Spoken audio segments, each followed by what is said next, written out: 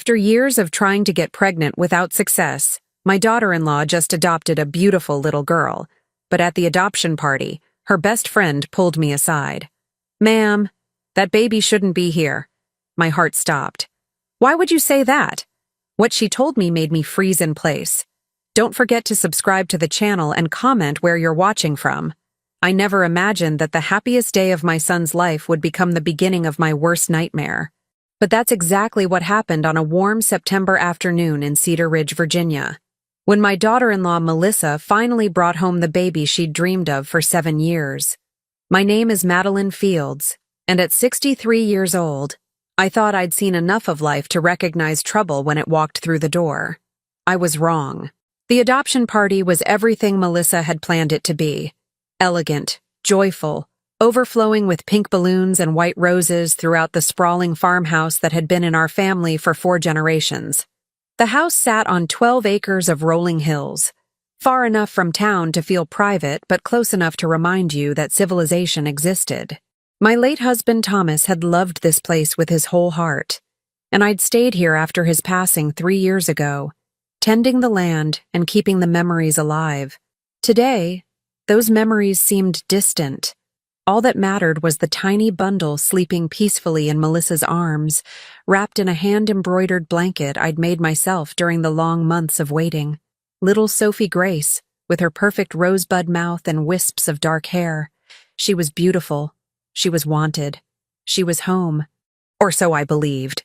My son Andrew stood beside his wife, his hand protectively on her shoulder, his face radiating the kind of joy that only comes from answered prayers. They'd been trying to conceive since their 2nd year of marriage, suffering through 3 miscarriages and 2 failed rounds of expensive treatments. The adoption process had taken another 18 months of home studies, background checks, and agonizing uncertainty. But now they had Sophie, and watching them glow with parental pride made my chest tight with emotion. I'd always gotten along well with Melissa, despite some initial reservations. She was driven and ambitious, sometimes to the point of obsession, but she'd always treated me with respect. We'd bonded over gardening and old movies, and I'd come to think of her as the daughter I never had. The living room was packed with friends and family, all cooing over the baby and offering congratulations. I moved through the crowd with a tray of hors d'oeuvres, playing the gracious hostess, accepting hugs and well wishes. Everything felt normal, perfect even. Then I saw her. Cassandra Moody stood near the fireplace, slightly apart from the other guests, her expression unreadable.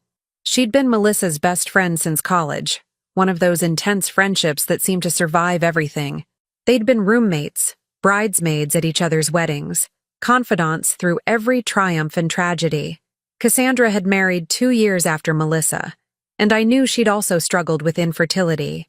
Her marriage had crumbled under the strain, ending in divorce about a year ago.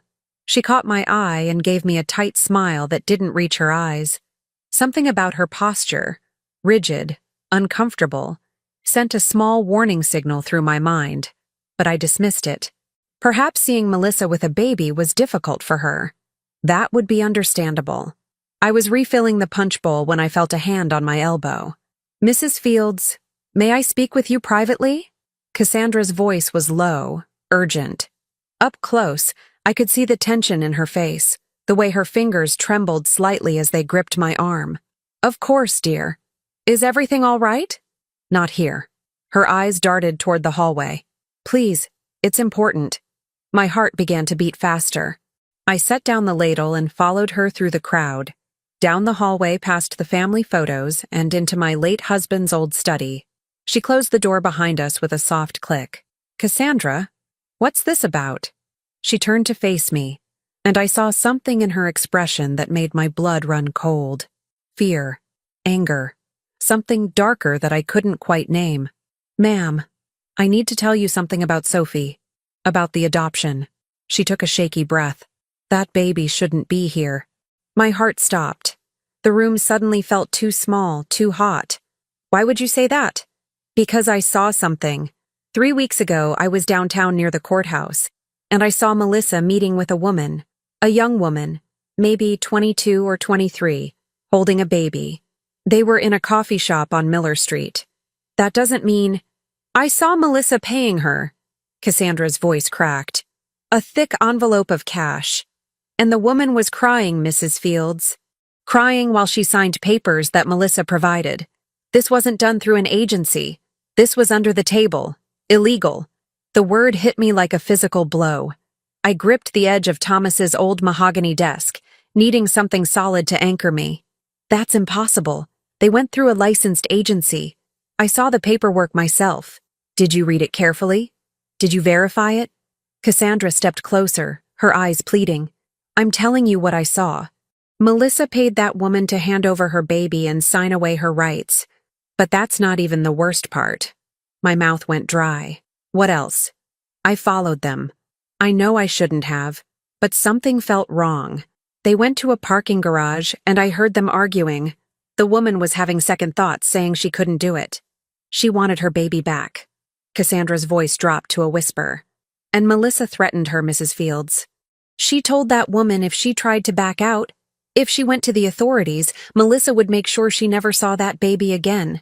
She'd make sure the woman was declared unfit, that she'd lose custody permanently and face criminal charges for trying to extort money. The room spun.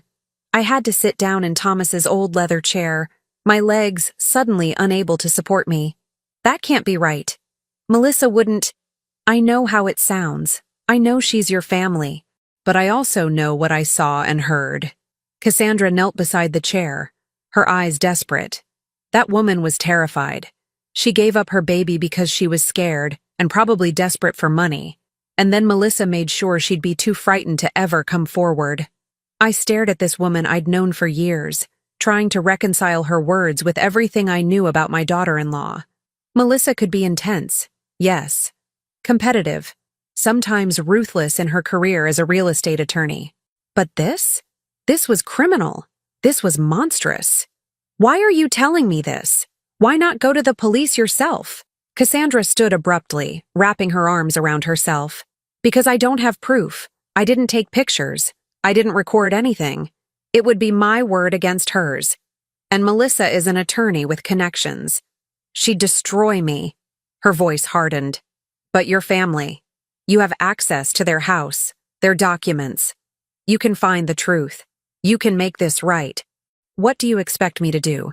Find that woman. Find out if this adoption was legal, and if it wasn't. She met my eyes. Save that baby before this whole thing explodes and ruins everyone's lives. Before I could respond, the door burst open. Melissa stood in the doorway, Sophie in her arms, her smile bright and false. There you are, Madeline, people are asking for you. And Cassandra, Andrew was looking for you. He wants to show you the nursery. Her tone was light, friendly even, but I saw the way her eyes moved between us, calculating, assessing. She'd noticed our absence. She'd come looking. We were just chatting, I managed, rising from the chair on shaky legs. I'll be right out. Melissa's gaze lingered on Cassandra for a moment too long, and I saw something flicker across her face. Suspicion? Warning? Don't be too long. We're about to cut the cake. She turned and walked away, her heels clicking on the hardwood floor. Cassandra and I stood in silence for a moment. Finally, she leaned close and pressed something into my hand, a folded piece of paper. That's the address of the coffee shop where I saw them. Miller Street Cafe. Start there. Ask around. Find the truth, Mrs. Fields, before it's too late. She left before I could respond, leaving me alone in the study with my racing heart and the paper burning in my palm. I unfolded it slowly. Written in Cassandra's neat handwriting was not just the cafe address, but a name. Nellie. Young, blonde, maybe 5'4", wearing a green jacket, looked exhausted. I stood there for a long moment, listening to the sounds of celebration drifting down the hallway. Laughter, music, the clinking of glasses. Everyone out there was celebrating a miracle, a family completed, a dream fulfilled. But all I could hear was Cassandra's voice. That baby shouldn't be here. I folded the paper and slipped it into my cardigan pocket. Then I took a deep breath, smoothed my hair, and walked back toward the party, my mind already racing with questions I wasn't sure I wanted answered. As I passed through the doorway, I caught Melissa watching me from across the room, Sophie still cradled against her chest. Our eyes met for just a second, and in that brief moment, I saw something that made my blood run cold. She knew I'd been told something, and she was already planning her next move. The party continued around me, bright and loud and false, while inside my chest, my heart hammered out a single terrified question. What had I just become part of? And what would I find if I started digging into my own family's secrets? The cake was cut. Champagne was poured. Photos were taken. And all I could think about was a young woman crying in a coffee shop, signing away her baby while Melissa counted out cash. I had to know the truth, whatever it cost me, even if it meant discovering my family was built on lies. The morning after the adoption party, I woke at dawn with Cassandra's words still echoing in my mind. The paper with the coffee shop address sat on my nightstand, taunting me. I'd barely slept, turning over the implications of what I'd been told, trying to convince myself there had to be a reasonable explanation. But every time I closed my eyes, I saw that moment when Melissa caught us in the study, the calculation in her expression, the way she'd held Sophie just a little tighter, as if claiming ownership. I made coffee in the quiet farmhouse kitchen, watching the sun rise over the back pasture through the window Thomas had installed 40 years ago. The familiar ritual usually brought me comfort, but today everything felt wrong. Tainted. I needed to investigate, but carefully. If Cassandra was mistaken, or worse, lying, I could destroy my relationship with Andrew and Melissa over nothing. But if she was telling the truth, a young woman somewhere had been coerced into giving up her child, and my family was complicit in something terrible. The thought made me sick. By 9 o'clock, I'd made my decision. I would drive into town, visit the Miller Street Cafe, and ask a few discreet questions. If I found nothing, I could let this go. If I found something, I didn't let myself finish that thought. I was putting on my coat when my phone rang. Andrew. Mom, good morning. Listen, Melissa and I were hoping you could come over this afternoon. We want to go over some of Sophie's care routine with you, since you'll be helping with babysitting. My throat tightened. Of course, sweetheart. What time? Around 2? We have a meeting with our attorney at 11, just finalizing some paperwork. But we should be done by then. Attorney. Paperwork. My hands went cold. That sounds fine. I'll see you then. After we hung up, I stood in my hallway for a long moment, staring at the family photos on the wall. Andrew as a baby, cradled in Thomas's arms. Andrew at his college graduation, beaming with pride. Andrew and Melissa on their wedding day, looking so hopeful and in love. When had everything become so complicated? I drove into Cedar Ridge with the windows down, letting the September air clear my head. The town had barely changed in the 40 years I'd lived here. Same brick storefronts, same mom-and-pop shops, same sense of everyone knowing everyone else's business. Usually that felt comforting. Today, it felt dangerous. The Miller Street Cafe was tucked between a bookstore and a dry cleaner, a cozy place with outdoor seating and flower boxes in the windows. I'd been here before but never paid much attention to it. A young woman with purple streaks in her hair greeted me when I entered. The morning rush had passed, leaving only a handful of customers scattered at tables. Coffee, please, I said, settling onto a stool at the counter. And maybe some information, if you have a moment. She poured my coffee with a practiced hand.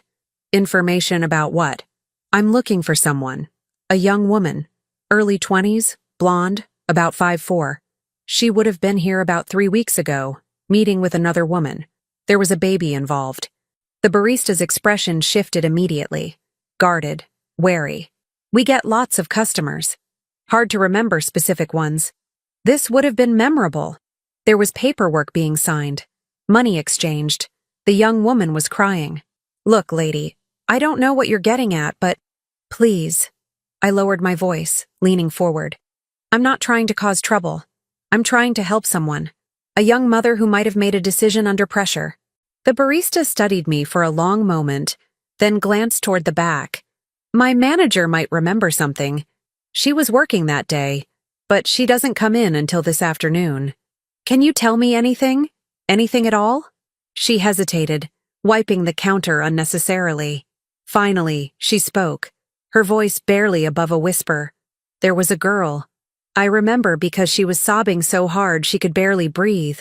The other woman, older, professional-looking, kept pushing papers at her, talking really fast and quiet. I almost called my manager, but then they left. My heart was pounding. Did you hear a name? Anything? The professional woman called the young one Nellie at one point. That's all I caught. She paused. Look, the girl seemed really messed up. Desperate. The kind of desperate where you make bad choices because you don't see any other option, you know? I knew exactly what she meant. Thank you, I managed. If your manager remembers anything else, could you call me? I scribbled my number on a napkin and slid it across the counter with a $20 bill. She pocketed both without comment. Good luck finding whatever you're looking for. I hope it's not as bad as it seems. But we both knew it probably was. I sat in my car outside the cafe for 20 minutes, trying to process what I'd learned. The barista had confirmed Cassandra's story, at least partially. There had been a young woman named Nellie. There had been crying and paperwork and pressure. But confirmation wasn't proof, not the kind that would stand up to scrutiny, especially against an attorney like Melissa. I needed more. I needed to find Nellie herself. But how? I didn't have a last name, an address, or any way to track down a young blonde woman in a town of 30,000 people. I felt helpless, out of my depth. My phone buzzed. A text from Melissa. Looking forward to seeing you at 2? Brought some of your famous apple cake home from the party. We can have it with coffee while we chat. The casual friendliness of the message made my stomach turn. How could she act so normal if she was hiding something this terrible? Unless Cassandra was wrong. Unless I was chasing shadows and destroying trust over a misunderstanding. I drove home slowly, my mind spinning. I had 3 hours before I needed to be at Andrew and Melissa's house. 3 hours to decide how to proceed. Back at the farmhouse, I made myself lunch I couldn't eat and tried to think rationally. If this adoption was legitimate, there would be documentation, court orders, agency records, everything legal and above board. If it wasn't legitimate, Melissa would have created false documentation. She was an attorney, after all. She'd know how to make things look proper while hiding the truth underneath. I needed to see those documents. Really see them. Not just glance at them the way I had when Andrew first told me about the adoption being finalized. At 1:30, I drove to their house, a beautiful colonial in one of Cedar Ridge's newer developments, all granite countertops and hardwood floors. The kind of place that screamed success and stability. Melissa answered the door with Sophie on her hip, looking every inch the perfect mother in designer jeans and a soft sweater. Madeline, come in, come in. Sophie just woke up from her nap. She kissed my cheek warmly, and I hated myself for flinching slightly. Andrew appeared from the kitchen, wiping his hands on a towel. Hey, Mom. Coffee's ready. We settled in their living room, Sophie content in a bouncer between us. The baby was beautiful, alert, making small cooing sounds that tugged at my heart. Whatever else was true, this child was innocent. So, Melissa began, pulling out a folder. We wanted to go over Sophie's schedule with you. Feeding times, nap routine, that sort of thing. Since you'll be watching her when we both have to work. She handed me the folder, and my hands trembled slightly as I took it. Inside were carefully organized sheets, feeding schedules, pediatrician information, emergency contacts, and underneath, clipped together, were adoption documents. I thought you might want copies of everything, Melissa said smoothly, just to have on hand, in case anyone ever asks questions while you're caring for her. Was that a warning? Or was I reading menace into innocent words? I scanned the documents quickly. They looked official. Agency letterhead, legal language, court stamps. Everything appeared legitimate. But then I noticed something odd. The agency's address was listed as a P.O. box, not a physical location, and the signature of the birth mother was barely legible, just a scrawled initial. This agency, I said carefully, Happy Beginnings Adoption Services. I'm not familiar with it. They're based out of Richmond, Andrew said proudly. They specialize in private adoptions. Very discreet, very professional. Can I visit them? I'd love to learn more about their process. Melissa's smile didn't waver, but something flickered in her eyes. They're quite exclusive, actually. They don't do tours or casual visits. Client confidentiality is paramount. Of course it was. Well, these documents look very thorough, I said, setting the folder aside. You've certainly done everything properly. We wanted to make sure everything was perfect, Melissa said. For Sophie's sake. We spent the next hour going over care instructions, and I played the role of excited grandmother perfectly. I cooed over Sophie, asked appropriate questions, accepted another slice of cake.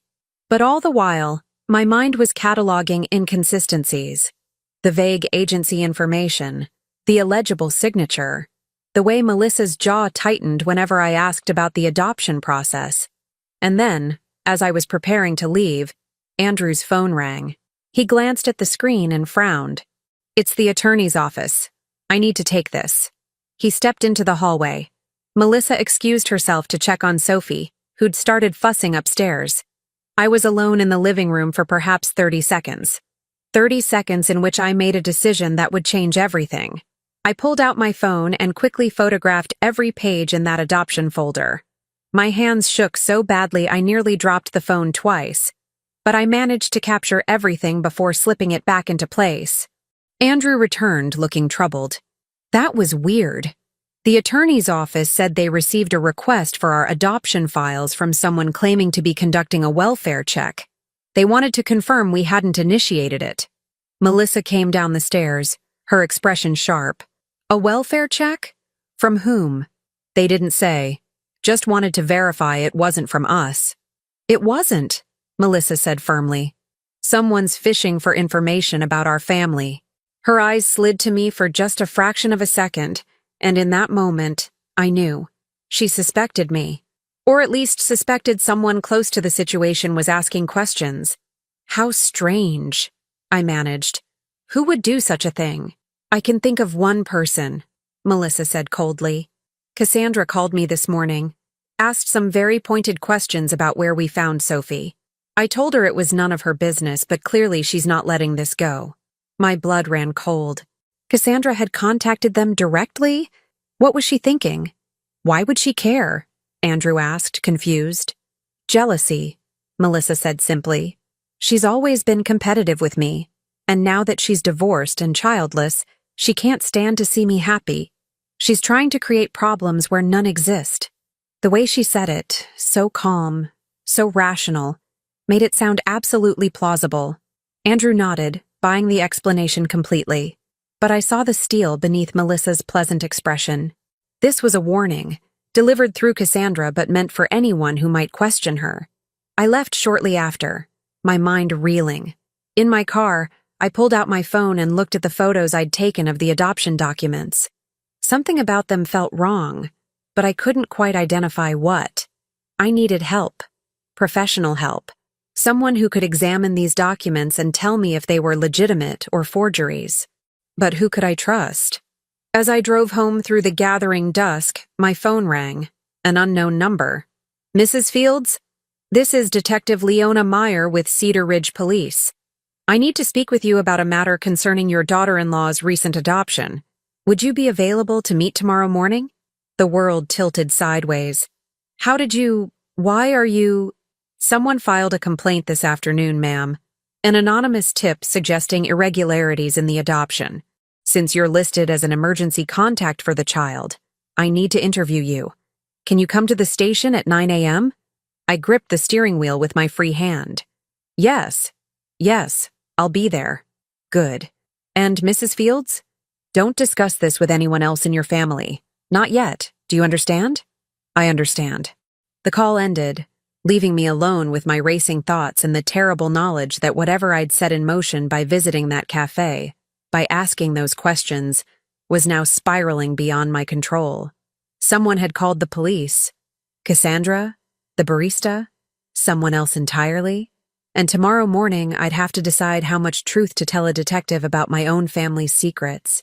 Secrets I was only beginning to understand myself. I pulled into my driveway as full darkness fell, the farmhouse windows dark and unwelcoming.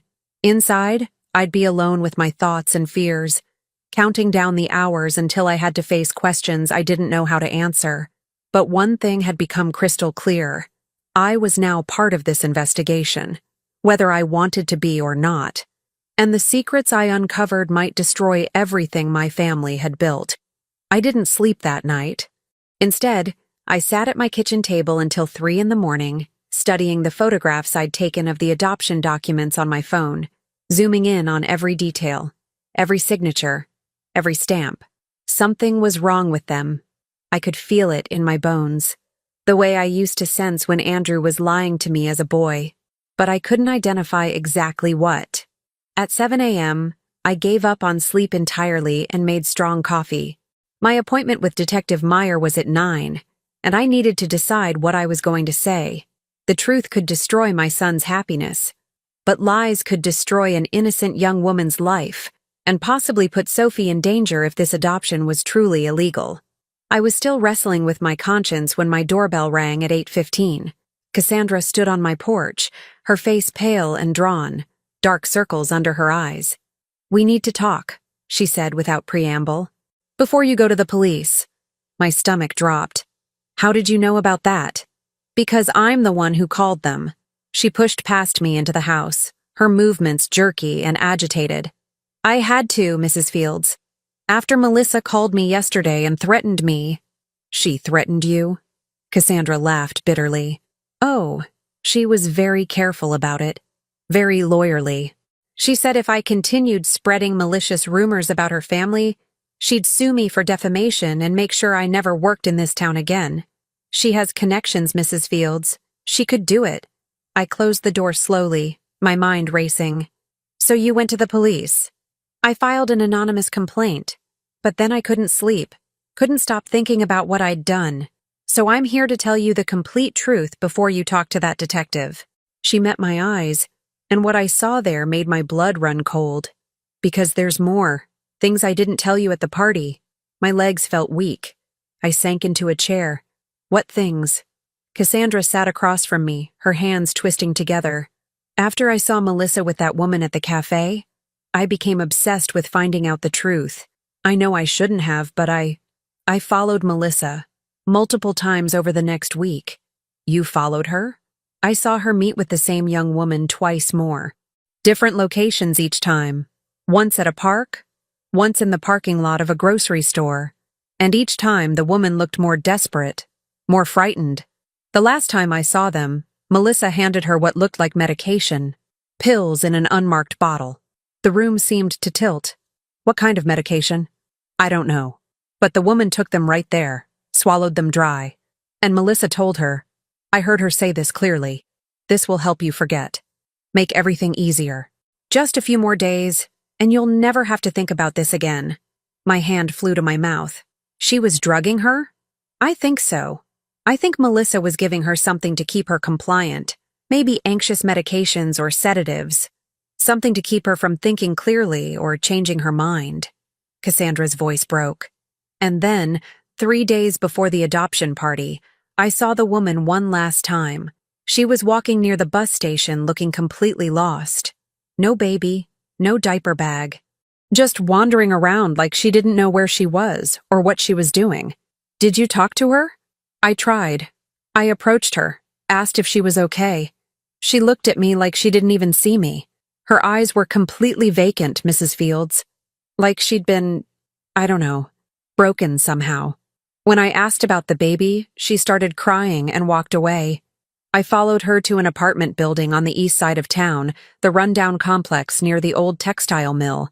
I grabbed a pen and paper. "Which building?" "Riverside Apartments, Unit 2C. But Mrs. Fields, you need to understand something else." Cassandra leaned forward urgently. "I did some research. Happy Beginnings Adoption Services? It's a shell company. The address listed is a UPS store mailbox. The phone number goes to a disconnected line. The website was created 4 months ago and has no client testimonials, no staff listings, no actual office location. The coffee I'd drunk earlier threatened to come back up. Melissa created a fake adoption agency? I think she created the paperwork to make everything look legitimate, yes. But I don't think there was ever any real agency involved. I think she found a desperate young woman, probably through some online forum or classified ad, and paid her directly for her baby. Then she fabricated all the legal documents to cover her tracks. I thought of my daughter-in-law's sharp legal mind, her attention to detail, her ruthless determination to get what she wanted. Could she really have done something this calculating? This cruel? Why are you telling me this now? Why not tell the police directly? Cassandra's expression turned bitter. Because I have no proof. Everything I saw could be explained away. Two women meeting in public? Having emotional conversations? That could be anything. The fake agency? Melissa could claim she was scammed by someone else who set it up. Without the young woman's testimony, without those pills tested, without any paper trail connecting Melissa to illegal activity, it's just my word against a respected attorney's. So what do you want from me? Find that woman, Nellie. Go to that apartment today before your police interview. Get her to talk. Get her to tell the truth about what happened. If she testifies, if she confirms that Melissa coerced her and drugged her, then the police will have to investigate. Then there will be consequences. I looked at this woman I'd known for years and saw something in her face I didn't like. Something hungry and vindictive beneath the concern. Cassandra, why do you care so much? Really? Her mask slipped for just a moment, and I saw raw pain underneath. Because Melissa has everything I wanted. The husband, the career, the baby. And she got it through lying and manipulation while I lost everything by playing by the rules. My marriage failed because we couldn't have children. I followed every legal avenue, tried every treatment, and ended up divorced and alone. And she just bought a baby like it was a piece of property. There it was. The truth beneath the righteous concern. Cassandra wasn't doing this purely out of moral outrage. She was doing it partly out of jealousy and pain. But that didn't mean she was wrong about what Melissa had done. I'll think about it, I said carefully. But I won't lie to the police, Cassandra. If they ask me direct questions, I'll answer honestly. Fair enough. She stood to leave, then paused at the door. Mrs. Fields, be careful. Melissa is smarter than both of us and she has a lot to lose. People do dangerous things when they're cornered. After she left, I sat in my kitchen for a long time, watching the clock tick toward 9 a.m. I had 30 minutes to decide my next move. Finally, I made my choice. I called Detective Meyer's number. Detective, this is Madeline Fields. I need to postpone our meeting. Something's come up. Mrs. Fields, this is a police investigation. You can't just... I have information about the birth mother's location. I need a few hours to verify it. Can we meet at 2 p.m. instead? A pause. What kind of information? An address. Riverside Apartments, Unit 2C. I believe the birth mother may still be in town and possibly in distress. How did you obtain this address? I'd prefer to explain everything in person, Detective. But if that young woman is being exploited or harmed, every hour matters, doesn't it? Another pause. Longer this time. 2 p.m., Mrs. Fields. My office. Don't make me regret this. I hung up and grabbed my purse. The Riverside Apartments were on the opposite side of town, in a neighborhood I rarely visited. The kind of place where people minded their own business and didn't ask questions. The drive took 20 minutes through morning traffic. The apartment complex was exactly as depressing as I'd imagined. 3 stories of weathered brick and peeling paint, overgrown landscaping, and cars in various states of disrepair parked haphazardly in the lot. Unit 2C was on the 2nd floor. I climbed the outdoor stairs slowly, my heart hammering, rehearsing what I'd say. How do you approach a stranger and ask if they've been coerced into giving up their baby? I knocked softly. No answer. I knocked again, louder. Hello? My name is Madeline Fields. I'm not here to cause trouble. I just want to talk. Silence. But I heard movement inside. A soft scraping sound, like someone trying to be quiet. Please. It's about your baby. About Melissa. The door opened a crack, security chain still attached. A young woman's face appeared in the gap, thin, pale, with dark circles under red-rimmed eyes. Blonde hair pulled back in a messy ponytail. She matched Cassandra's description perfectly. Who are you? Her voice was hoarse, suspicious. I'm Melissa's mother-in-law. I know about the adoption. I know she paid you. I think she may have threatened you or coerced you. I want to help. There's nothing to help with. It's done. Just leave me alone. She started to close the door. She gave you pills, didn't she? To keep you calm? To keep you from thinking clearly? The door stopped moving. Nellie's eyes widened. How do you know about that? Someone saw you together. Someone who's concerned about what happened to you. I kept my voice gentle. Nellie, if this adoption wasn't voluntary, if you were pressured or threatened, there are people who can help. But you have to tell the truth. She laughed, a broken sound. The truth? The truth is, I sold my baby because I'm broke and desperate and stupid. I signed papers saying I gave her up willingly. I took money. Who's going to believe I was coerced? I will. And so will the police if you tell them everything. The police? Terror flooded her face. No, you don't understand. She said if I ever talked to the police, she'd make sure I went to jail. She has lawyer friends, judge friends. She said she'd prove I was trying to sell my baby illegally, that I'd be charged with child trafficking or something. I'd lose any chance of ever getting her back. Is that what you want? To get her back? Tears spilled down Nellie's cheeks.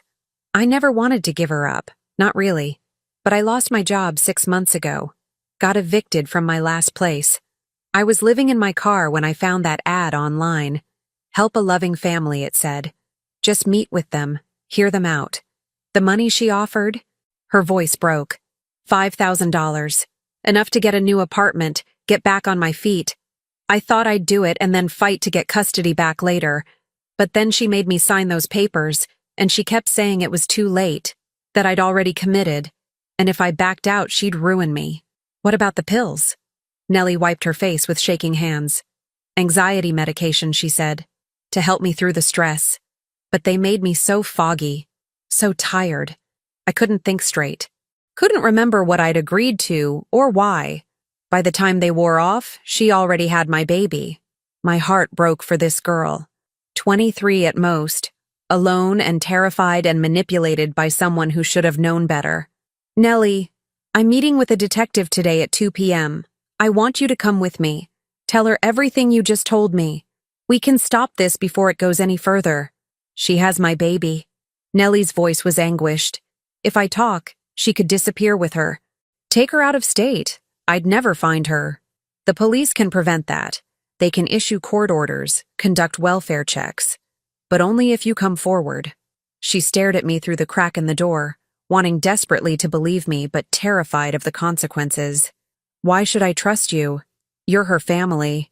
Because I care more about the truth than about protecting my daughter-in-law's lies. Because that baby deserves to be with her real mother if that's what should have happened. And because... I took a deep breath. Because my late husband always taught me that doing the right thing matters more than keeping the peace. Nellie studied my face for a long moment. Then slowly, she closed the door. I heard the chain rattle, and the door opened fully. She looked even younger standing in the doorway, barely more than a girl herself, wearing sweatpants and an oversized t-shirt, looking lost and alone. What's your baby's name? I asked gently. Lily. Her name is Lily Rose. Fresh tears spilled over. But she's calling her Sophie now, changing everything about her like I never existed. Come with me to the police station. Help me make this right. We'll do it together. Nellie hesitated, then nodded slowly. Okay, but I need one thing first. What? I need you to promise me something. Promise that if this goes wrong, if Melissa somehow wins and I lose everything, you'll make sure Lily is loved. That you'll be in her life and tell her about me someday. That she'll know her real mother wanted her. The request hit me like a physical blow. This young woman was asking me to care for her child if she'd lost her completely. The weight of that responsibility was staggering. But looking at her desperate, hopeful face, I knew there was only one answer I could give. I promise. Whatever happens, I'll make sure your daughter knows she was loved. Nellie nodded, wiping her eyes. Give me 10 minutes to change. Then we'll go. As I waited in the dingy hallway, I called Andrew. He answered on the second ring, sounding cheerful and oblivious. Hey, Mom. What's up? Andrew, I need you to listen carefully. Don't react, don't interrupt, just listen. My tone must have alarmed him because his voice immediately shifted. What's wrong? I'm going to the police today to discuss Sophie's adoption. There are some irregularities that need to be investigated. I wanted you to hear it from me first. What? Mom, what are you talking about? What irregularities? I can't explain everything right now, but I need you to trust me. Can you do that? A long silence. Then, does this have something to do with Cassandra? With whatever she told you at the party? So he'd noticed our private conversation. Of course he had. Partially, but I've discovered things on my own, things that concern me deeply. Mom, Melissa said you'd been acting strange. She thought maybe you were stressed or confused or... I'm not confused, Andrew. I'm trying to protect our family from a terrible mistake. By going to the police? By investigating your own daughter-in-law? His voice rose. What's gotten into you? The truth, Andrew. The truth has gotten into me, and I can't ignore it. I hung up before he could respond, my hands shaking. I'd just drawn a line in the sand between myself and my only son. There would be no going back from this. Nellie emerged from her apartment, wearing jeans and a clean shirt, her hair brushed and her face washed. She looked terrified but determined. Ready? I asked. No, but let's go anyway. We walked to my car together, two women from completely different worlds, united by a single purpose, exposing the truth about what Melissa had done. I didn't know it yet, but in that moment, everything changed. The investigation I'd started was about to explode into something far bigger and more dangerous than I'd imagined, and Melissa had already begun fighting back. Detective Leona Meyer was a compact woman in her mid-40s with sharp eyes and an expression that suggested she'd heard every lie ever invented. She listened to Nellie's story in her small office at the Cedar Ridge Police Department, taking notes methodically and asking pointed questions. Nellie spoke haltingly at first, then with increasing confidence as the detective's professional demeanor seemed to reassure her. She described the online advertisement, the initial meeting with Melissa, the escalating pressure, the money, and the pills that had made everything blur together. Do you still have any of those pills? Detective Meyer asked. Nellie shook her head. I took the last one 4 days ago. Before that, I'd been taking them for almost 2 weeks. And you never asked what they were? Never saw a prescription bottle? She said they were just anxiety medication. Generic stuff. She had them in a little Ziploc bag. Maybe 20 pills total. She told me they'd help me stay calm during the transition period. Meyer made another note. And the money? How was it delivered? Cash. All of it. $5,000 in $100 bills in a manila envelope. She gave it to me the day I signed the papers. Which papers, specifically? Nellie described them. Surrender of parental rights, consent to adoption, a notarized statement claiming she was making the decision freely and voluntarily. All prepared by Melissa herself. And the notary? Meyer asked. Did you recognize them? No. Some woman Melissa brought with her. She barely looked at me, just stamped the papers and left. Meyer leaned back in her chair, studying both of us. Mrs. Fields, what made you decide to investigate this adoption? I explained about Cassandra's revelation at the party, my visit to the cafe, and my growing suspicions about the documentation. I showed her the photographs I'd taken of the adoption papers. She examined them on my phone, her expression darkening. These are concerning. The agency information is vague, and some of these stamps look irregular. She looked up. I'm going to need to verify a few things. This could take several hours. Are you both willing to wait? We nodded. Good. And Mrs. Fields, I need you to understand something. If what Miss Nellie is telling us is true, your daughter-in-law has committed multiple felonies. Fraud, coercion, possibly unlawful possession and distribution of controlled substances. Your family is going to be torn apart by this investigation. I understand. Do you? Because once I start making calls, once I bring in the district attorney's office, there's no putting this genie back in the bottle. Your son's adoption will be invalidated. The child will be removed from their home pending investigation. This becomes a legal nightmare for everyone involved. Nellie made a small sound of distress. Meyer turned to her with surprising gentleness. Miss Nellie, I need to ask you directly. What outcome do you want here? Do you want your daughter back? Nellie's face crumpled. I don't know. I mean, yes, I want her. But I'm still broke. still unemployed, still living in that awful apartment. How can I provide for her? Maybe she's better off with them if they love her and can give her everything I can't. That's not the question, Meyer said firmly. The question is whether you were given a fair choice. Whether you made this decision freely or under duress. If it's the latter, the law says that adoption is invalid, regardless of the potential parent's ability to provide.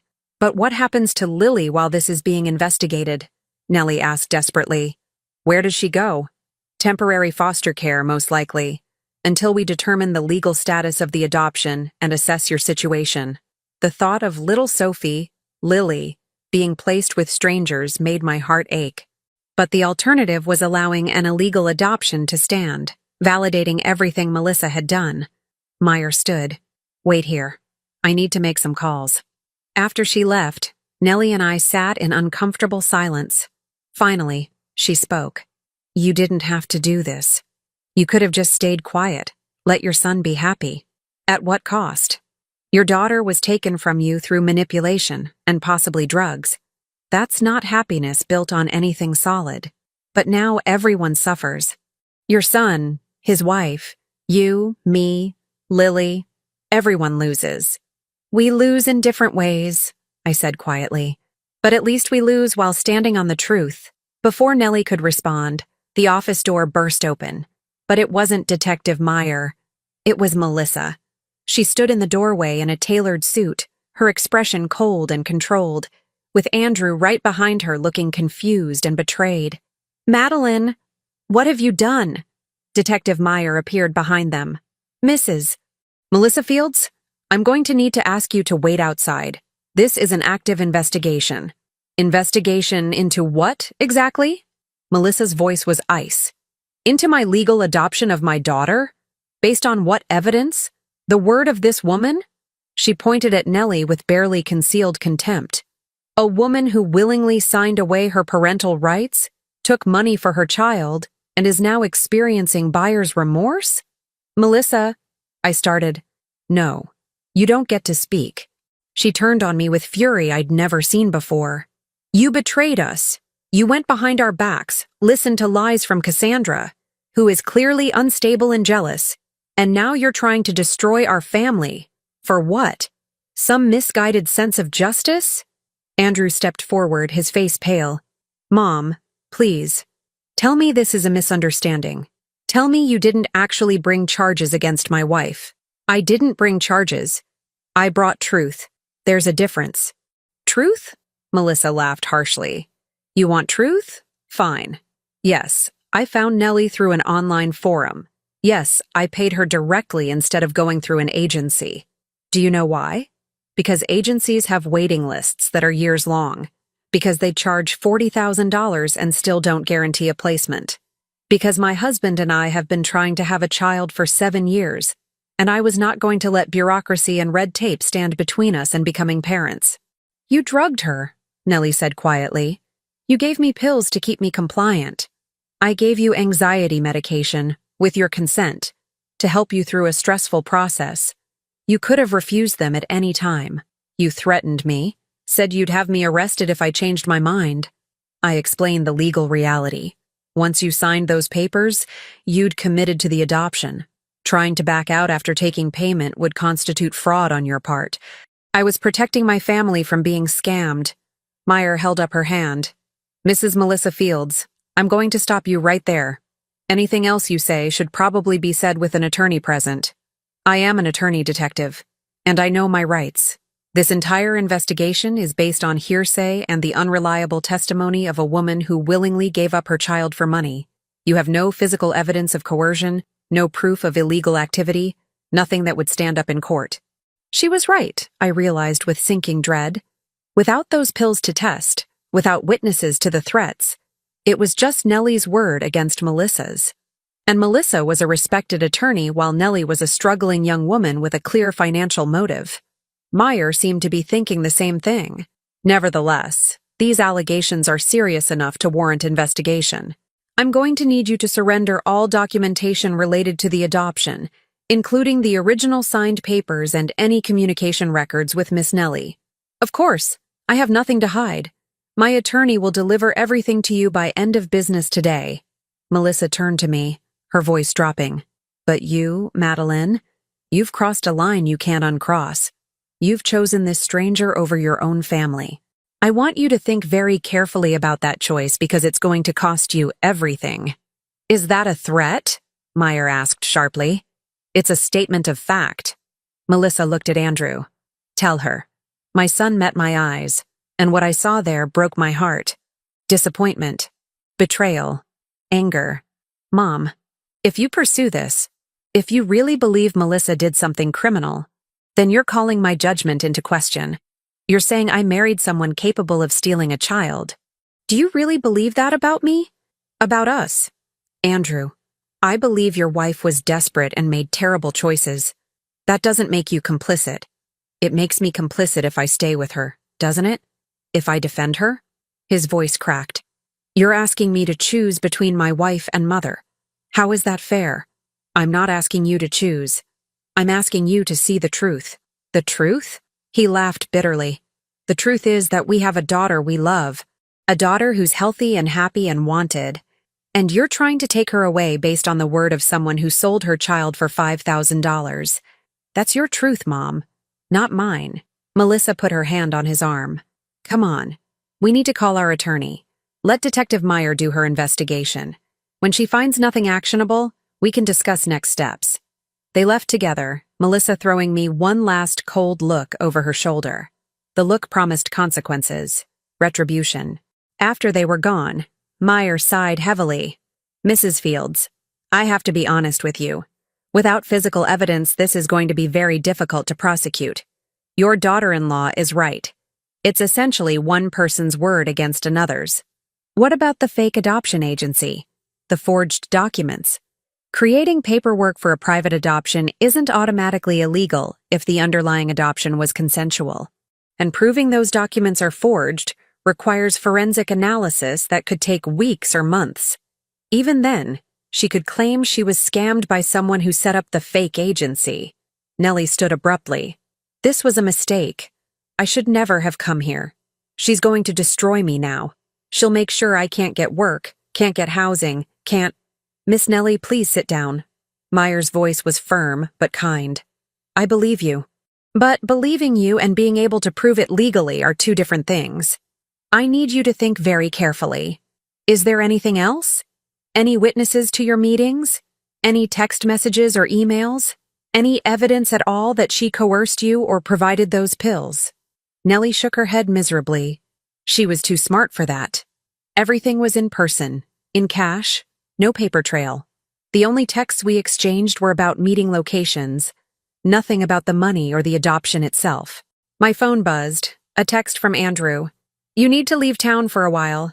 Melissa's talking about filing a restraining order. Says you're harassing us and mentally unstable. Please, Mom. Just go stay with Aunt Clara in Richmond until this blows over. I showed the message to Meyer. She grimaced. They're already building a defense, painting you as an unreliable narrator, possibly suffering from grief-related delusions after your husband's death. It's a smart strategy. It's also completely false.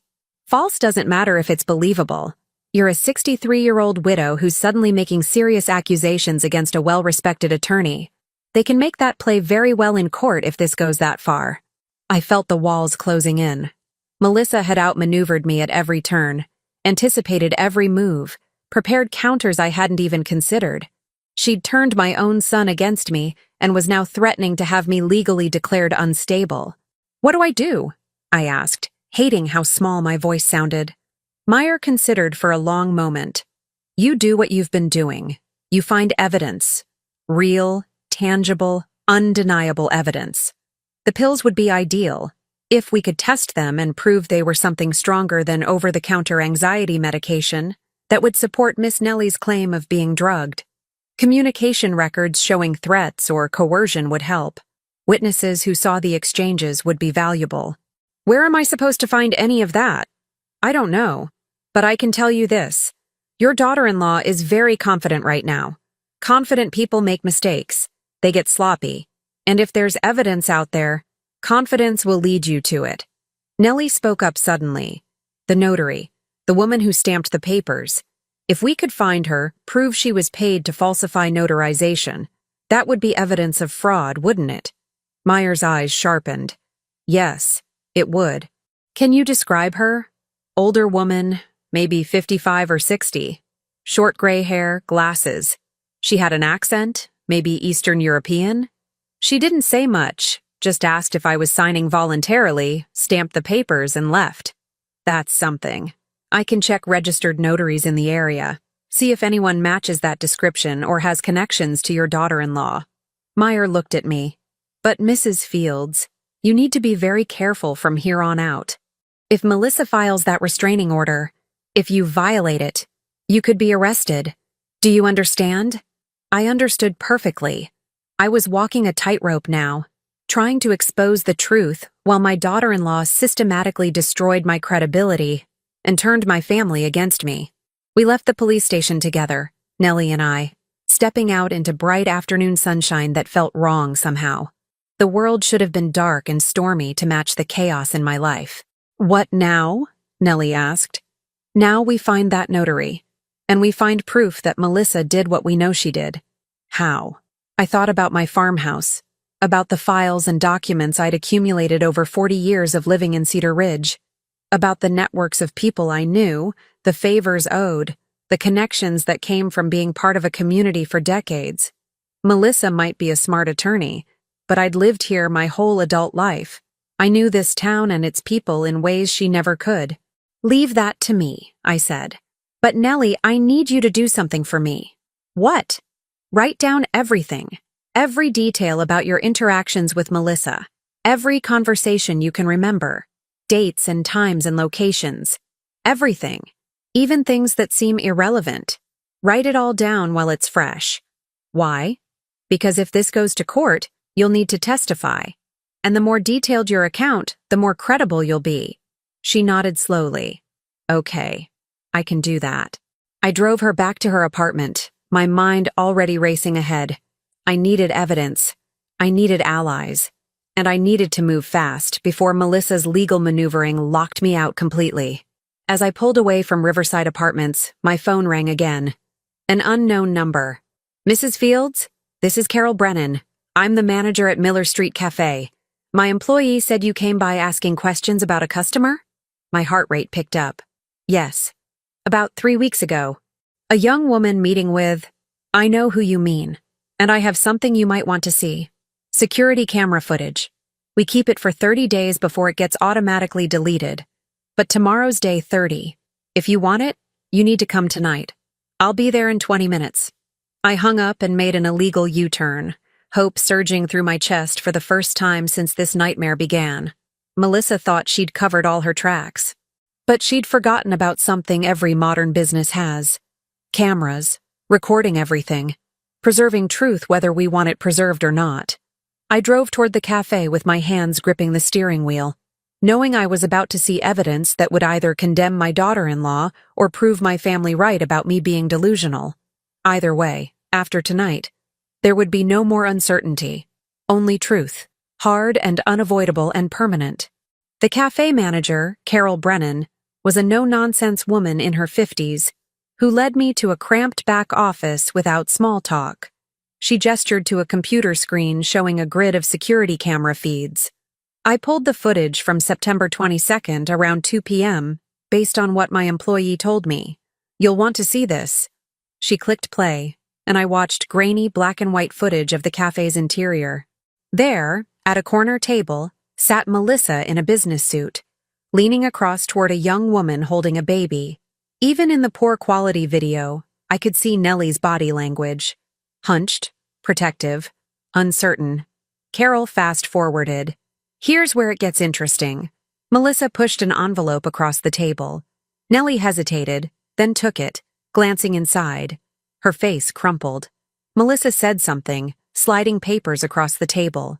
Nellie shook her head, clutching the baby tighter. Then Melissa pulled something from her purse, a small Ziploc bag. Even on the grainy footage, I could see pills inside. She placed them next to the papers, speaking urgently. Nellie looked at the pills, then at her baby, then back at Melissa. Can you zoom in? I asked. Carol clicked a few buttons. The image pixelated but grew larger. I could clearly see Melissa's lips moving, her expression hard and uncompromising. Nellie was crying now, silent tears streaming down her face. "There's audio too," Carol said quietly. "Not great quality, but you can make out some of it." She unmuted the feed. Through the ambient cafe noise, I heard fragments. Melissa: "Only chance. Better life. Can't provide." Nellie: "Not sure. Need more time." Melissa: "Already agreed. Legal consequences. Child services would find you unfit anyway." Nellie: "Please, Melissa: "These will help. Calm your nerves. Make the transition easier. Do you want your daughter raised in a car? In shelters?" The cruelty of it turned my stomach. Melissa wasn't just coercing Nellie. She was destroying her psychologically, attacking her at her most vulnerable point. On screen, Nellie took one of the pills dry, her hands shaking as she held her baby close. Melissa pushed the papers forward again. This time, Nellie signed them, her whole body shaking with sobs. "I need a copy of this footage," I said, my voice hoarse. "Already made you one." Carol handed me a USB drive. "Mrs. Fields, I don't know the whole story here, but what I saw on that video? That's not right. That's predatory. Whatever you need this for, I hope it helps." I clutched the drive like a lifeline. "Thank you. You have no idea what this means." "Actually, I do. I gave up a baby for adoption when I was 17. Open adoption, all legal and above board. But I still remember how vulnerable I felt, how easy it would have been for someone to manipulate me." Her expression hardened. "Nobody should prey on desperate mothers. Nobody." I drove home through the darkness, the USB drive in my purse feeling like it weighed 1,000 pounds. This was it. Concrete evidence of Melissa's coercion. But I needed to be smart about how I used it. I couldn't just hand it to Detective Meyer and hope for the best. Melissa would mount a defense, claim the video was taken out of context, that the pills were harmless and offered with good intentions. I needed to orchestrate a moment where she couldn't spin or manipulate the truth. A confrontation. A public one. With witnesses who couldn't be dismissed or silenced. I thought about Andrew, about how he'd looked at me in the police station. The betrayal in his eyes had cut deeper than any of Melissa's threats. My son thought I'd lost my mind. That grief over losing Thomas had twisted my judgment. I needed to show him the truth in a way he couldn't deny.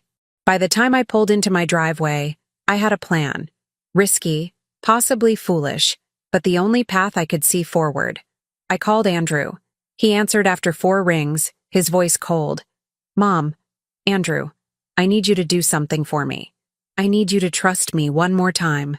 After what you did today, after you tried to have my wife arrested?" "I didn't try to have anyone arrested.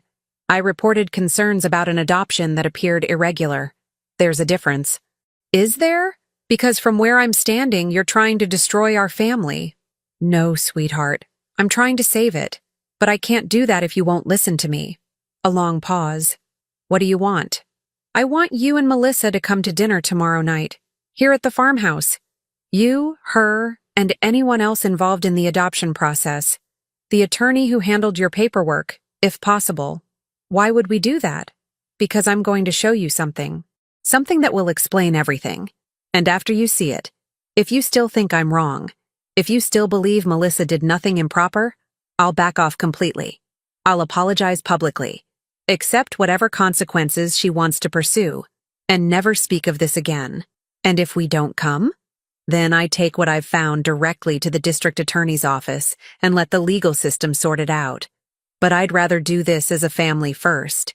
Give you a chance to see the truth privately before it becomes public." I could hear muffled conversation. Andrew talking to Melissa, probably. Finally, he came back on the line. 7 p.m. tomorrow. Just us, though. No attorneys, no police. Agreed. And Andrew. Bring Sophie. She should be here too. Why? Because this is about her future, her truth. She deserves to be present for it, even if she won't remember. Another pause. Fine. 7 p.m. After we hung up, I sat in my dark kitchen and let myself feel the weight of what I'd just set in motion. Tomorrow night, I would either prove my daughter-in-law was a criminal and destroy my son's marriage, or I would be proven wrong and lose my family entirely. There was no middle ground anymore. I spent the next day preparing meticulously. I called Detective Meyer and explained my plan. She was skeptical, but agreed to be available by phone if needed. I called Nellie and asked her to be ready to come to the farmhouse if I contacted her. Then I called someone I hadn't spoken to in months, my late husband's best friend, Judge Raymond Porter, now retired but still respected in the legal community. Madeline, it's been too long. How are you holding up? Not well, Ray. I need your help with something, and I need you to keep it confidential until tomorrow night. I explained everything. The adoption, the coercion, the video evidence. Ray listened without interrupting, his silence somehow more powerful than any response. And you want me there tomorrow as a witness? He finally asked. I want you there as someone Andrew trusts. Someone who can verify what we see, who can't be dismissed as a delusional old woman or a vindictive family member. Will you come? Of course. Thomas would never forgive me if I let you face this alone. At 6:30 the next evening, I set the dining room table with my good china, the set Thomas and I had received as a wedding gift 40 years ago. I put out the silver candlesticks, made my mother's pot roast recipe, and tried to ignore the way my hands trembled. Ray arrived first, giving me a supportive hug. Whatever happens tonight, Madeline, you're doing the right thing. I hope so. Andrew and Melissa arrived at exactly 7, Sophie in a carrier. My son's face was neutral, carefully blank, while Melissa's expression was cold and controlled. She wore a business suit like armor, her hair pulled back severely, every inch the confident attorney. Mom. Andrew kissed my cheek stiffly. We're here, now what? Now we eat dinner like a family, and then we talk. Melissa started to protest, but Andrew put a hand on her arm. Let's just get this over with. Dinner was excruciating. Forced small talk and long silences punctuated by Sophie's occasional coos. Ray kept the conversation moving with questions about Andrew's work, Melissa's latest cases, anything to fill the terrible quiet. Finally, the plates were cleared. I brought coffee to the living room where I'd set up my laptop connected to the television. Okay, Mom, Andrew said. We've played along. What do you want to show us? First, I need to tell you something. I looked at my son, willing him to really hear me. Andrew, you know I loved your father with everything I had. You know that when he died, I thought about giving up, selling this place, moving away, just disappearing into grief. Mom, what does this have to... Let me finish. You know what stopped me? The values he taught us. Honesty, integrity, doing the right thing even when it's hard, especially when it's hard. I turned to Melissa. I know you think I'm attacking you out of malice or confusion, but I'm doing this because I love my son too much to let him build his family on lies. Melissa's jaw tightened. There are no lies. You've invented a narrative based on gossip and misunderstanding.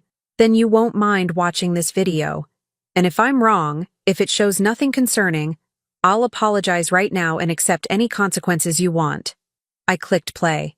The cafe footage filled the screen. Everyone watched in silence as Melissa pushed the envelope of cash across the table, as she produced the pills, as Nellie's resistance crumbled under the weight of threats and manipulation. Can't provide. Melissa's voice crackled through the speakers. Legal consequences. Child services would find you unfit anyway. Andrew's face went pale. He looked from the screen to his wife, confusion and dawning horror in his eyes. Melissa, what is this? It's edited, she said quickly. Taken out of context. That woman approached me looking for money and I was trying to help her. By threatening her? Ray spoke for the first time, his voice carrying the authority of 30 years on the bench. By telling her she'd lose her child permanently if she didn't cooperate? That's not help, Melissa. That's coercion. You don't understand the situation. She was desperate, living in her car. I was offering her daughter a better life. While drugging her to keep her compliant? I pressed play again, zooming in on the moment Melissa handed over the pills. What were those, Melissa? Over-the-counter anxiety medication, like you claimed? Or something stronger?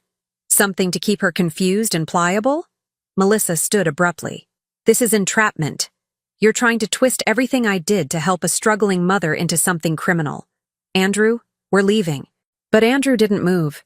He was staring at the frozen image on the screen, his wife's face, hard and calculating, pushing pills across a table to a crying woman holding a baby. Is that Sophie? He asked quietly. Is that our daughter Nellie is holding? Her name is Lily, I said gently. And yes, that's her. Andrew, don't listen to this, Melissa said desperately. Your mother is trying to destroy us because she can't handle being alone after your father died. She's projecting her grief onto our happiness. Stop. Andrew's voice cut through her words like a blade. Just stop, Melissa. I watched that video. I heard what you said to that woman, and it doesn't look like help. It looks like... He couldn't finish the sentence. Andrew, please. Did you create a fake adoption agency? Did you fabricate those documents we showed my mother? Melissa's silence was answer enough. Oh my God. Andrew sank into a chair, his face in his hands. Oh my God, what did you do? I got us a daughter. Melissa's control finally cracked, her voice rising. I got us the family we deserved after 7 years of trying and failing and watching everyone else get pregnant while we suffered. I did what I had to do to make that happen. By stealing someone's baby? Ray's voice was sharp. By drugging and threatening a vulnerable young woman? That's not adoption, Melissa. That's kidnapping with paperwork. That woman sold her child. She took my money willingly. After you manipulated her into believing she had no other choice. I pulled out my phone. Nellie is willing to testify to everything. The threats, the pills, all of it. And I have a detective ready to reopen the investigation with this video as evidence. Melissa's face went white, then red.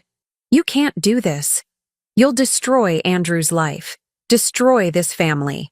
Is that what you want, Madeline? To punish me so badly you're willing to sacrifice your own son's happiness? It was a good argument. The kind that would have worked on me a week ago, when I was still trying to keep the peace, still believing that family harmony mattered more than truth. But I'd seen too much now, knew too much. I'm willing to sacrifice temporary happiness built on lies to protect my granddaughter's right to know her real mother, and to protect my son from building his life on fraud. I looked at Andrew. I love you too much to let you be part of this, even unknowingly. Andrew looked up at me with tears in his eyes. Mom, what happens now? To Sophie? To Lily? Where does she go? That's up to the courts to decide, but Nellie wants her daughter back. She never wanted to give her up. She was coerced into it by someone who preyed on her desperation. I gave that woman a choice. Melissa started. No! I stood, all my anger finally breaking free. You gave her an impossible situation and told her it was a choice. You dangled money in front of someone who was broke and homeless. You threatened her with legal action and child services. You drugged her to keep her from thinking clearly. That's not a choice, Melissa. That's manipulation, and it's illegal, and it's wrong. Melissa stared at me with pure hatred. You self-righteous witch.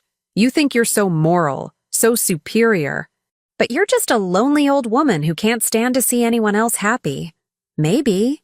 Or maybe I'm a mother who won't watch her son commit a crime out of desperation. I pulled out my phone. I'm calling Detective Meyer now. You can cooperate with the investigation, or you can run. But either way, the truth is coming out. Wait. Andrew's voice was barely a whisper. Just wait. Please.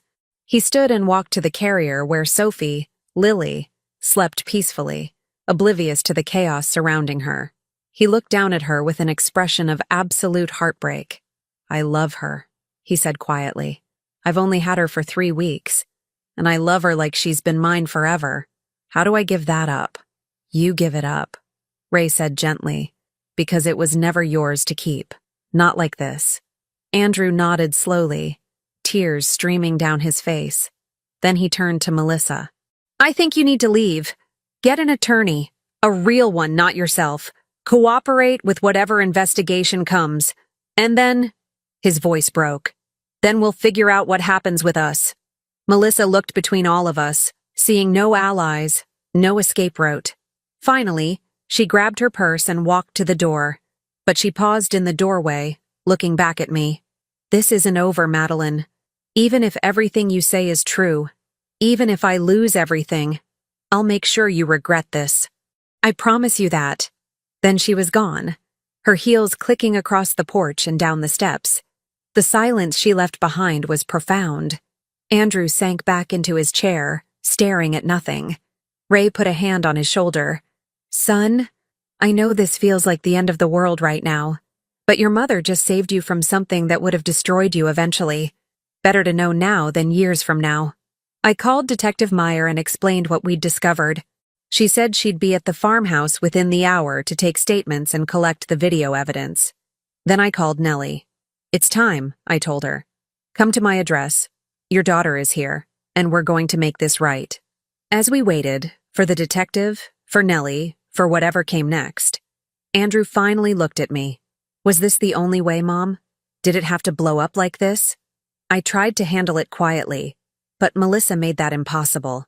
"And sweetheart, that baby deserves to be with her mother. Her real mother, who loves her and wants her and never wanted to let her go." "I know." He wiped his eyes. "I know you're right, but it doesn't make it hurt any less." "No," I agreed. "It doesn't. But doing the right thing rarely does." Through the window, I saw headlights turning into the driveway. Nellie's car, followed by a police cruiser. The confrontation was over. Now came the aftermath. The legal proceedings, the custody hearings, the painful process of undoing what Melissa had done.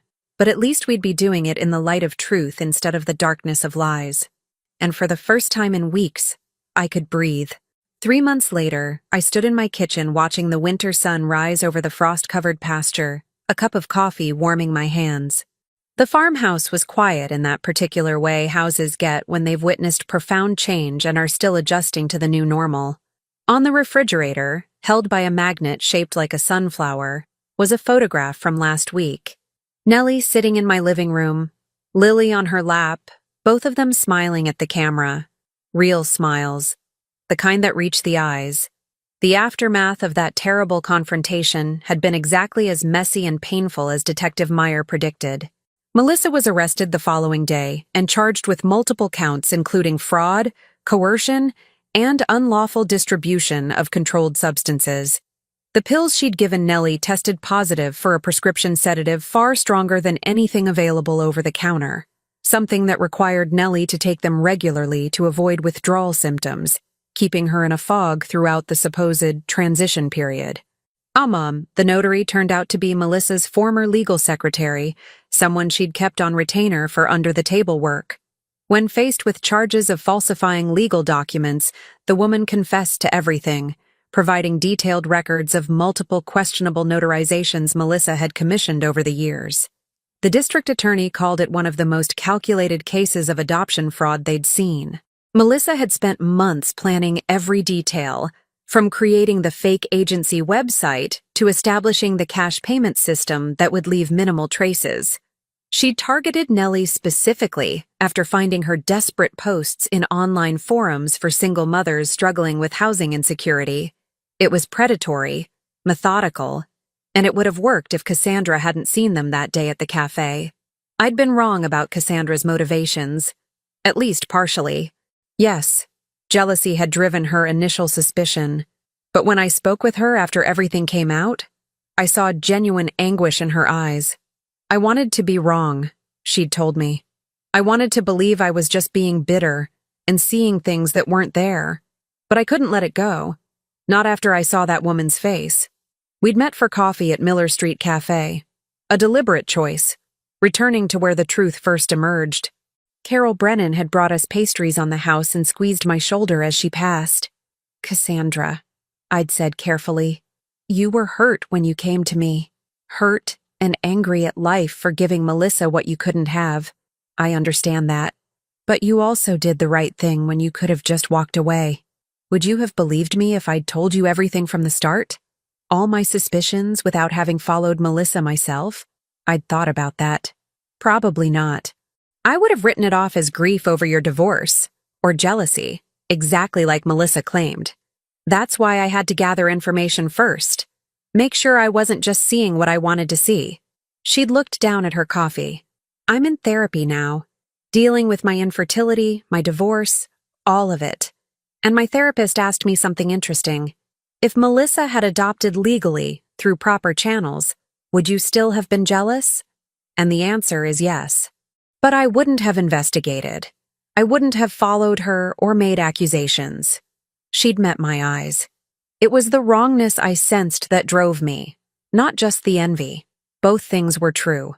I'd appreciated her honesty. People are complicated, motivations mixed. She'd done the right thing for imperfect reasons, which still made it the right thing. Andrew had moved back into the farmhouse 2 weeks after that confrontation. He couldn't stay in the house he'd shared with Melissa, couldn't sleep in the nursery they'd prepared together. The divorce proceedings were ongoing, complicated by the criminal charges and the question of whether he'd known about Melissa's illegal activities. He hadn't, of course. The investigation cleared him completely. But the guilt remained.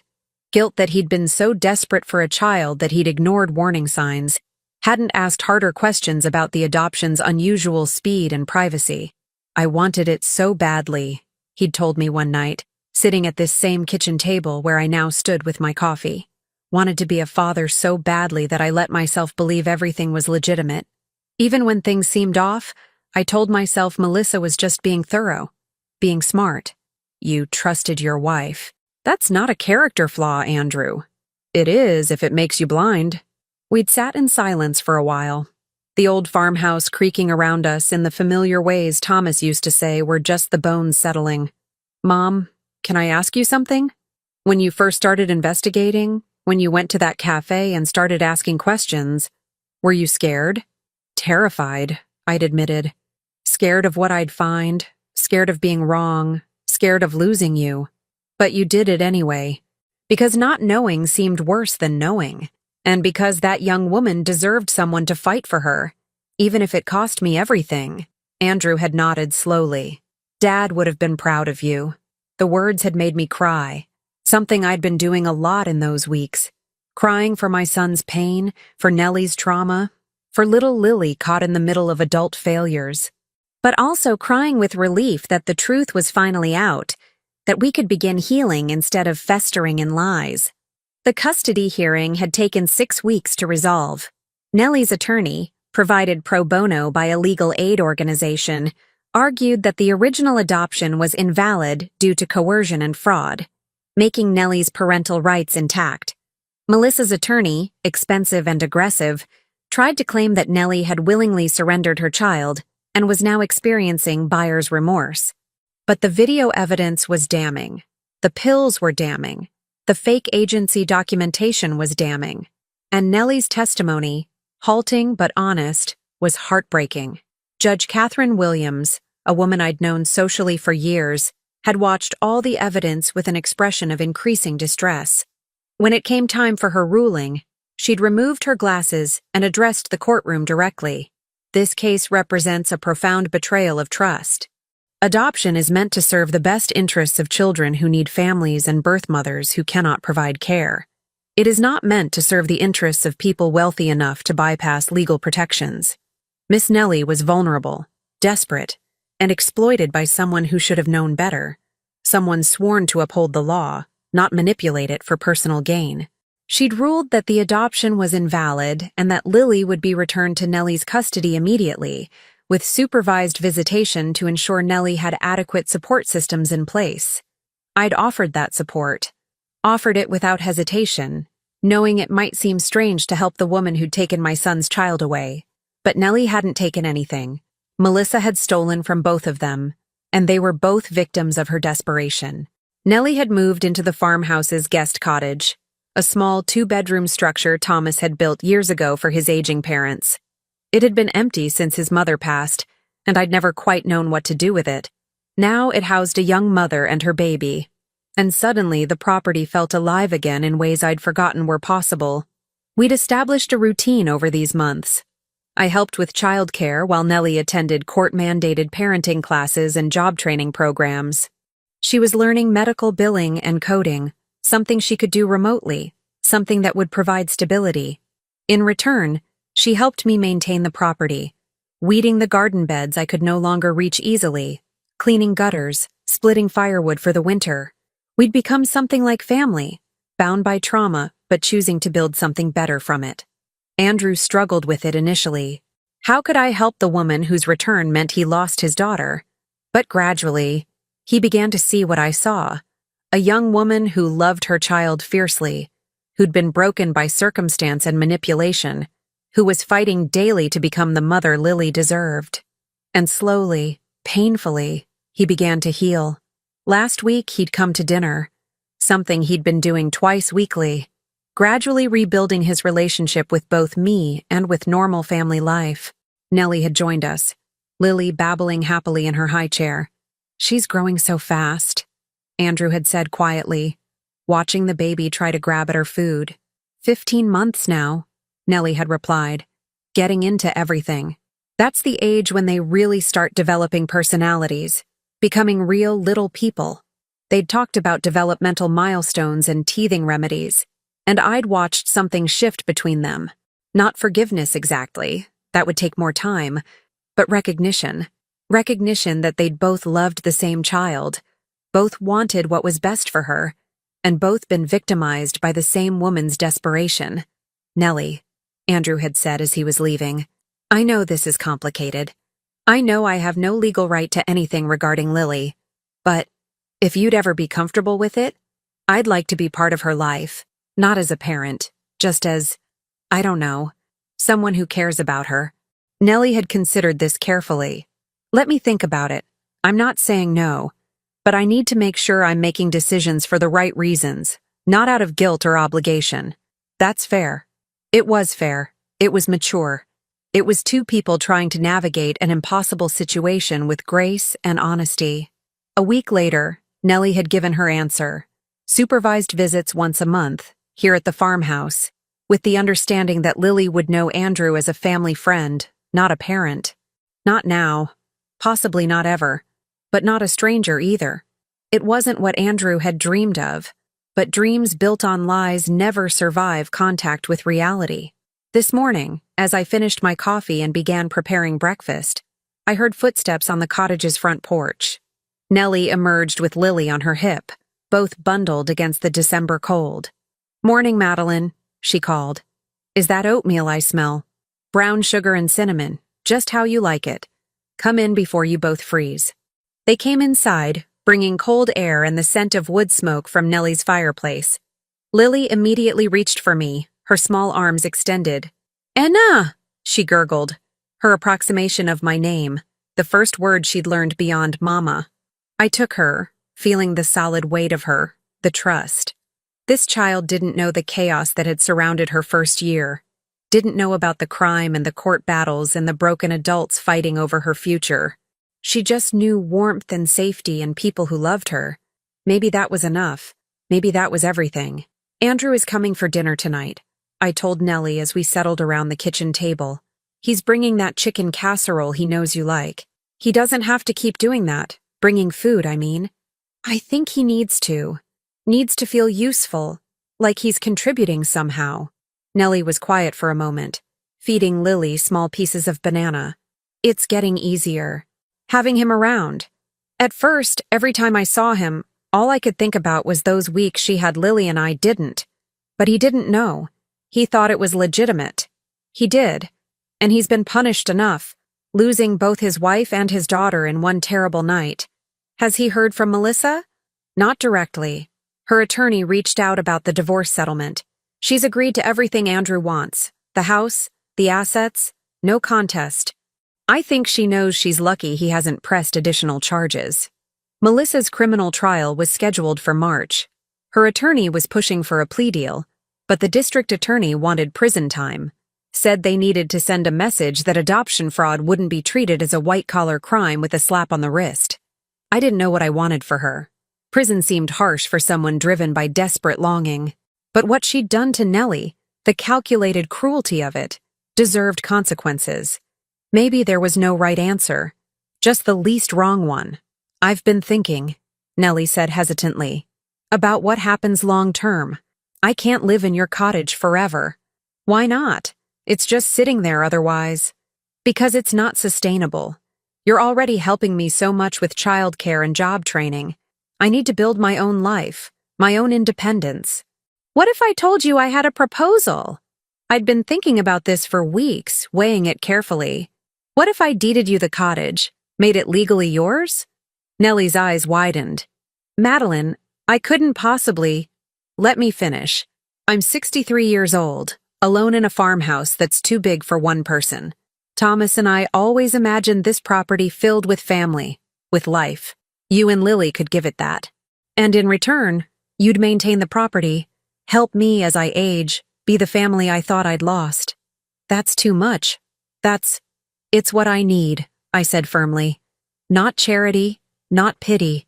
A mutually beneficial arrangement that gives Lily stability and gives me purpose beyond tending an empty house. Nellie's eyes filled with tears. Why are you doing this?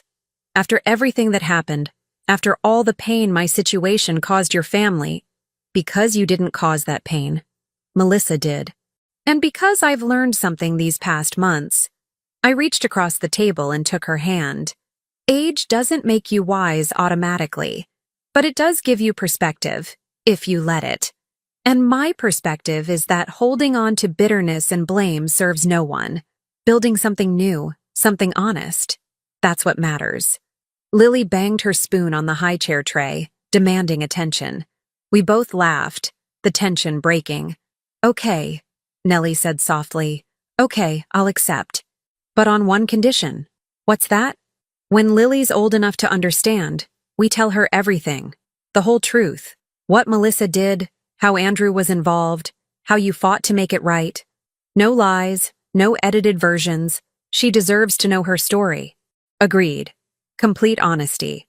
We shook on it, sealing a pact that would shape Lily's childhood and our future. A pact built on truth, however painful.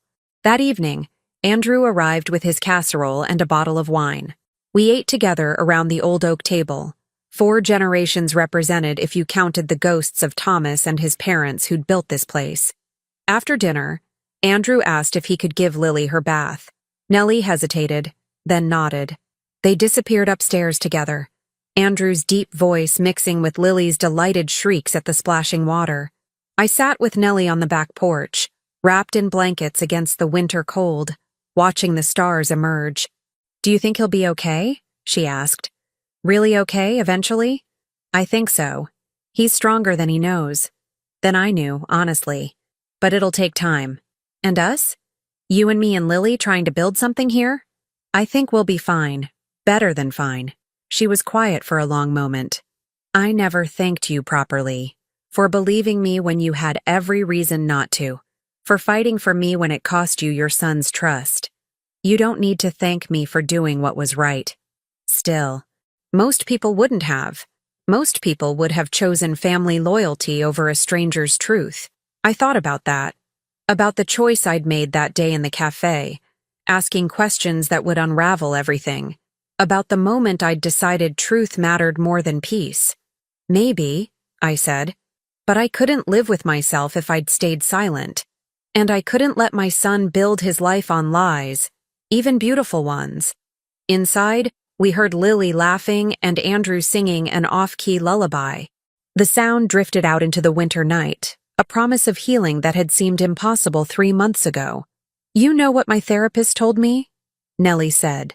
She said survivors of trauma often become the strongest people in the room, not because trauma makes you strong, but because surviving it teaches you that you're stronger than you knew. Smart therapist. I feel it sometimes. That strength, building in me. I'm not just the girl who got manipulated anymore. I'm Lily's mother. I'm someone who's building a future. I'm enough, I finished. You're enough, exactly as you are. She smiled, and in that smile, I saw the future. Messy and complicated and real, but built on honesty instead of desperation. The farmhouse lights glowed warm behind us. Inside, my son was learning to love a child who would never be his. Learning that love doesn't require possession, that family can be chosen and rebuilt and reimagined. And I sat on the porch my husband built, knowing he'd be proud of what I'd done, knowing that standing up for truth, even when it shattered everything familiar, was what he'd taught me through 40 years of marriage. Age had given me this wisdom, that comfort built on lies always crumbles eventually. That the hard right choice is still the right choice. That family isn't just blood and law, but the bonds we forge through shared truth and mutual care. The stars wheeled overhead, constant and ancient and unimpressed by human drama. But here on this porch, in this moment, with this fragile new family taking shape around me, I felt something I hadn't felt since Thomas died. Hope. Real and solid and earned. The kind that survives winter and emerges stronger in spring. The kind worth fighting for, no matter what it costs. Now tell me, what would you have done if you were in my place? Let me know in the comments. Thank you for watching, and don't forget to check out the video on your screen right now. I'm sure it will surprise you.